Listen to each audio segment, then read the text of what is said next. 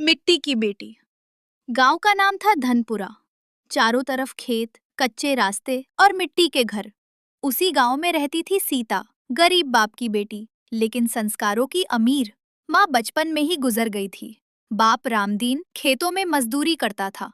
सीता रोज सुबह उठकर घर का काम करती, फिर खेतों में बाप का हाथ बटाती। उसकी आंखों में सपने थे, लेकिन हालात ने उसे जल्दी बड़ा बना दिया था।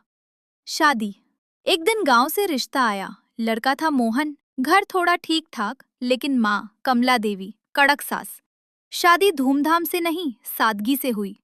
गई। सीता ने लाल जोड़ा पहना, लेकिन दिल में डर और उम्मीद दोनों थे। ससुराल की पहली सुबह सुबह अंधेरे में ही कमला देवी की आवाज गूंजी। ओ बहू, ये मायका नहीं है, यहाँ आराम नहीं मिलता। सीता चुपचाप उठी। झाड़ू, पोछा, पानी, चूल्हा सब संभाल लिया। हर दिन कोई ना कोई ताना। तेरे बाप ने क्या दिया? दहेज कुछ ढंग का नहीं आया। गरीब घर की लड़की है, तमीज कहाँ से आएगी? सीता सब सहती रही। रात को तकिए में मुंह छुपाकर धीरे धीरे रोती। मोहन बुरा नहीं था, लेकिन कमजोर था। माँ के सामने कुछ बोल नहीं पाता। सीता मन ही मन कहती, काश ये मेरा साथ दे पाते। एक रात तेज आंधी तूफान आया। छप्पर उड़ गया। बारिश में घर भर गया। कमला देवी फिसल गई। उनका पैर टूट गया। सब घबरा गए। सीता ने बिना देर किए उन्हें पीठ पर उठाया और कीचड़ में चलती हुई 2 किलोमीटर दूर डॉक्टर के पास ले गई।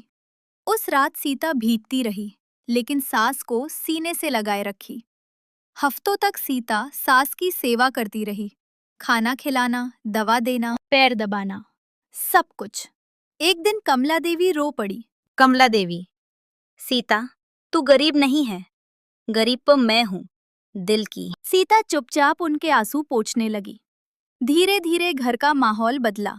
वही सास अब सबके सामने सीता की तारीफ करती। गांव वाले कहने लगे, ऐसी बहू हो तो घर स्वर्ग बन जाए। एक सुबह सीता आंगन में झाड़ू लगा रही थी।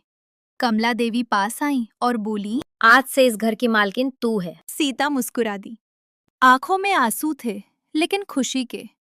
सूरज धीरे धीरे उग रहा था, जैसे सीता की जिंदगी में नई रोशनी आ रही हो। सीख, गरीबी कपड़ों से नहीं, सोच से होती है, और अमीरी संस्कारों से।